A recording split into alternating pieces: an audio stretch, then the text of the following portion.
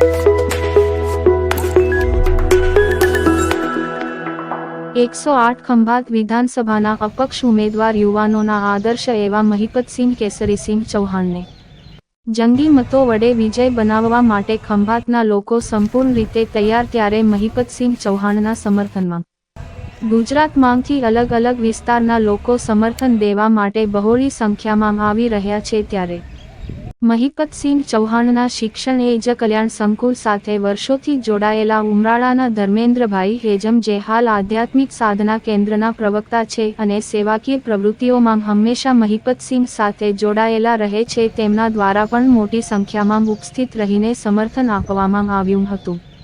ખંભાતના દરેક યુવાનો કહી રહ્યા છે, નેતા કેવો હોવો જોઈએ તો મહિપતસિંહ ચૌહાણ જેવો હોવો જોઈએ. મહિપતસિંહ ચૌહાણને એક વખત વિધાનસભામાં લોકોના મતો વડે મોકલીને ત્યારબાદ શિક્ષણ કેવું હોવું જોઈએ, પદ્ધતિસર કામગીરી કેવી રીતે કરવી, તે આ એક યુવાન શિક્ષણ એ જ કલ્યાણ સંકુલના એવા બાળકોને શિક્ષણ આપી રહ્યા છે, જે હાલમાં માતા પિતાની છત્રછાયા ન હોય તેવા તમામ બાળકોને રહેવાની, જમવાની અને ભણવાની તમામ સુવિધાઓ પૂરી પાડવામાં આવે છે. ત્યારે આવનારી વિધાનસભાની ખંભાતની પેટા ચૂંટણી માટે મહિપતસિંહ ચૌહાણને જંગી મતોથી વિજય બનાવવા માટે લોકોએ ખાતરી આપી છે.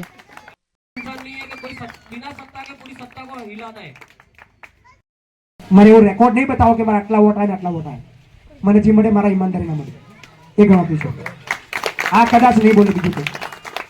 પરિસ્થિતિ ખબર છે, બોલવા વાળા કોઈ છે નહીં, એટલે જ બોલવા આવ્યા છું. અને આજે હજુ અમે ખંભાતમાં કેમ નહીં આવતો કે હો વાર હું ખંભાતમાં આવીને બોલીને ગયો છું, કોમ કરીને ગયો છું. ખંભાતના બધા નેતાઓ ઊંઘતા રહ્યા છે, વાતો કરશે કે ભાઈ આપણા પક્ષવાળા પણ જ્યારે પક્ષના કાર્યકર્તાને તકલીફ હોય તો કોઈ નેતા ઊંધું ગાલીને જોવા નહીં આવતો. મારા વ્યક્તિગત 1000 અનુભવ છે. ખંભાતના 10,000 લોકો મારા સંકુલે આવ્યા છે મદદ લેવા, ન્યાય લેવા, અને એના માટે બોલ્યો છું ને એમના કામ કર્યા છે. ત્યારે એવું વિચાર્યું નહીં કે ભાઈ મને વોટ આપે છે કે ભાઈ કયા પાર્ટીનો છું તું કે કયા ધર્મનો છું તું, આપણે ક્યારે એક ક્વેશ્ચન નહીં કર્યો. ચોખ્ખી છે રાજનીતિ, કામની રાજનીતિ. એના રાજનીતિવાળો માણસ છું, કહેતા હોય કે ભાઈ પછી સોશિયલ એક્ટિવિસ્ટ છે પણ રાજનીતિ છે, રાજનીતિ કરવી છે. અને હું તો જાહેરમાં 1000 વાર બી બોલ્યો છું સીએમ બનવું છે. શું ખોટું છે? કશું સમજણના પરથી એ સીએમ બનીને બેઠા હોય ને દેશની પથારી ફેરવતા હોય તો આપણે તો લાયક છીએ. BLL બીજું શું ખોટું છે? ભાઈ મોટી મોટી રેલી કરીએ કે મોટા મોટા આંદોલન કરીએ કે ધોરણ પૈસા 200 રૂપિયાના કવર વેચીએ કે ઝંડા લગાવીએ કે એ જ નેતા બને? તમારા જેવા નેતા ના બને. આવા લુખાઓને હટાવવાના છે. એક થઈ જાવ, મહેનત કરી લો, બીજું ના વિચારશો કે કોના શું વોટ આવશે. તમે તમારા ભાગની મહેનત કરો, બાકી ભગવાન ઉપર કે અલ્લાહ પર છોડ દો. જેના માનતા એની પર છોડો. તમે તમારા હિસ્સાની મહેનત કરો કે મારા હિસ્સાની અંદર 100 વોટ આવે એવા છે જેની માટે હું દોડું મહિપતસિંહ માટે. મહિપતસિંહના 100 વોટ વધે, આવા 100 જણા મહેનત કરો 10,000 વોટ વધી જાય. અને બધું જ પોસિબલ છે, બધું પોસિબલ. વોટ આપો, એક વસ્તુ બોલી બતાવો. હું તો કોઈ પાવર નહીં, છતાં 1000 પર મારે ઘણી બતાવો કે મહિપતસિંહ આ કર્યું છે. એટલે હવે હું મારી દુનિયાનો સીએમ જ છું. મારું કોઈ જગ્યાએ કોમ અટકતું નહીં, પણ એક ઈચ્છા છે કે સાચી રાજનીતિ દેશને બતાવી છે, લોકો માટે બોલવું છે, લડવું છે, એટલા માટે દોડી રહ્યો છું. બાકી આ ચૂંટણી પત્યા પછી એક હોદ્દે આપ નહીં આવે તો નથી લાગતું નહીં બોલે.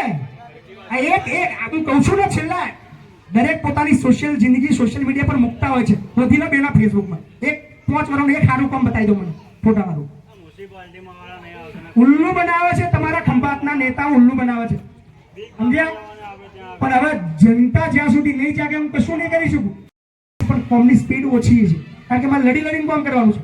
તાકાતવાર અમે ગાળ બોલવાની, એ મારા પર કેસ કરે, મારે કેસ સોલ્વ કરવાનો, એમના અમે અરજીઓ કરવાની, બીવડાવવાના, ધમકાવવાના, પછી કામ કરવાનું. પણ પાવર હશે સાહેબ લાફો મારીને કામ કરવાનું. આને કરે કોઈ ખબર છે? અત્યારે ચિંતા એ જ છે. અત્યારે શરૂઆતમાં તો કોઈ બીક નથી, પણ અત્યારની તારીખમાં બેઉના ઊંઘ ગરમ થઈ ગઈ છે. બીજેપીના કોંગ્રેસ બેઉની ઊંઘ શું થવાનું ખબર જ નહીં. બેઉને ચિંતા છે. અને અત્યારે તો એ બોલે છે કે હારો જીતી ના છે. ઓપ્શન છે ખાલી. હું એવું નહીં કહેતો હું જ મને જ વોટ આલો, મારા માટે જ કામ કરવાનું. હું એક ઓપ્શન છું 4 માં. લાગતું હોય કે બધું ભૂલીને એના માટે કામ કરવા જેવું છે, કશું ખોટું છે નહીં. ખુવા આજે બધું તમે કરી લીધેલું છે. બાપુ કાલે જ કહેતા હતા કે ભાઈ બાપુ ભાઈ પછી એમાં તો કોંગ્રેસને બહુ જીતાડી, ભાજપને બહુ જીતાડી. તમારા કેટલે દમ છે એમ તમને જોવાની ઈચ્છા તો ખરી અમારી, કે તમે જે બોલો છો કેટલું કરી શકો, અમારી ઈચ્છા તો ખરી. એક મોકો તો તમને લાય એવું બાપુ કહેતા હતા. ટ્રાય કરી ગયો, વોટ આખી પડ્યું છે. બાકી ધડક વોટ તમે આલ્યા છે. આ સુધી તમને યાદ બી નહીં હોય કે કોના માટે શું વોટ આવે, પણ આખી જિંદગીમાં યાદ રહેલા એક વોટ આલ્યો જેને જિંદગી બદલી. હાલો.